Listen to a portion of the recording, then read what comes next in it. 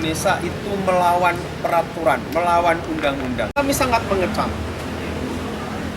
Dan satu lagi, 100.000 perusahaan yang ada di negeri ini. Tetapi berapa perusahaan yang kemudian menghentikan proses produksi? Buruh yang mendapatkan perlakuan yang tidak adil, ini sosial bagi buruh yang ada di negeri ini.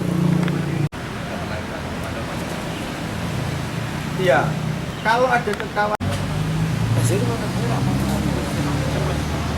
sudah tidak baik, dasar hukum yang salah pun akan dipakai.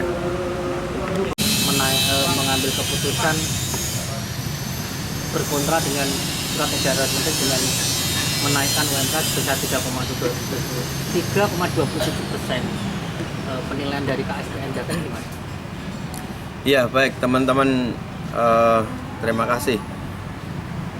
Disinilah persoalannya. Saya pikir surat edaran menteri itu sangat arogan. Saya pikir surat edaran menteri itu tidak berdasar, dan saya pikir surat edaran menteri itu sangat bertentangan dengan hukum. Karena jelas di dalam PP 78, kenaikan upah itu berdasarkan pertumbuhan ekonomi dan inflasi. Sementara pertumbuhan ekonominya adalah 1,42% dan inflasinya 1,58%, sehingga kalau diakumulasi menjadi 3,27%. Itulah yang kami apresiasi, Gubernur Jawa Tengah berani menetapkan UMP sebesar 3,27% sesuai dengan PP 78. Namun ada catatan kritis yang harus kami sampaikan kepada Gubernur di tengah-tengah kami memberikan apresiasi.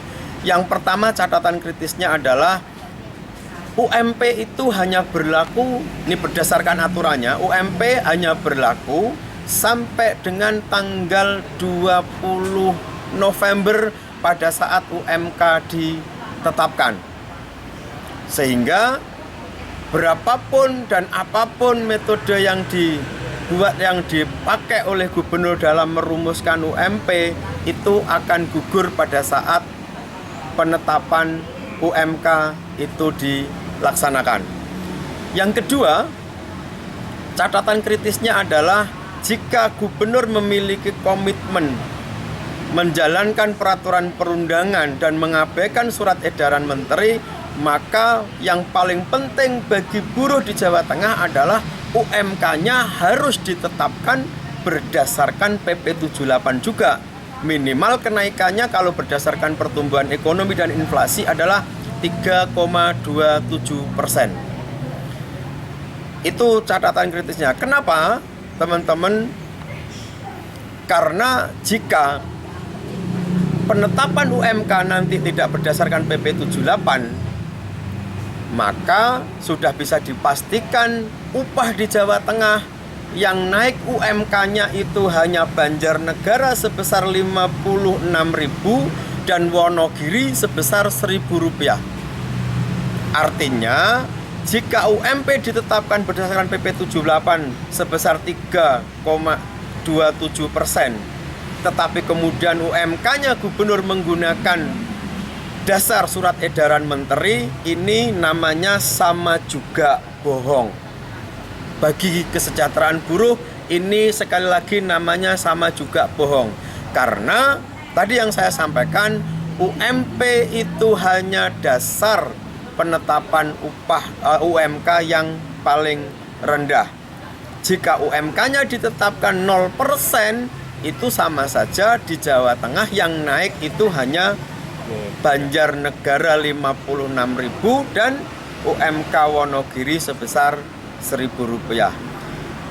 Itu yang kami sampaikan, hal terpenting. Sekali lagi kami memberikan apresiasi kepada Gubernur Jawa Tengah karena telah menetapkan UMP sesuai dengan PP 78, tetapi kami meminta Pak Gubernur konsisten menggunakan dasar penetapan upah itu untuk UMK juga. Dengan demikian maka kami benar-benar mendapatkan satu keadilan dari penetapan upah ini.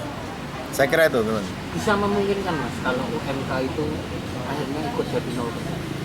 Saya pikir tidak hanya memungkinkan, tetapi sangat mungkin UMK itu ditetapkan 0% atau UMP ditetapkan 0%. Karena itu tergantung daripada niat baik kepala daerah di dalam meningkatkan kesejahteraan buruh. Kenapa saya katakan sangat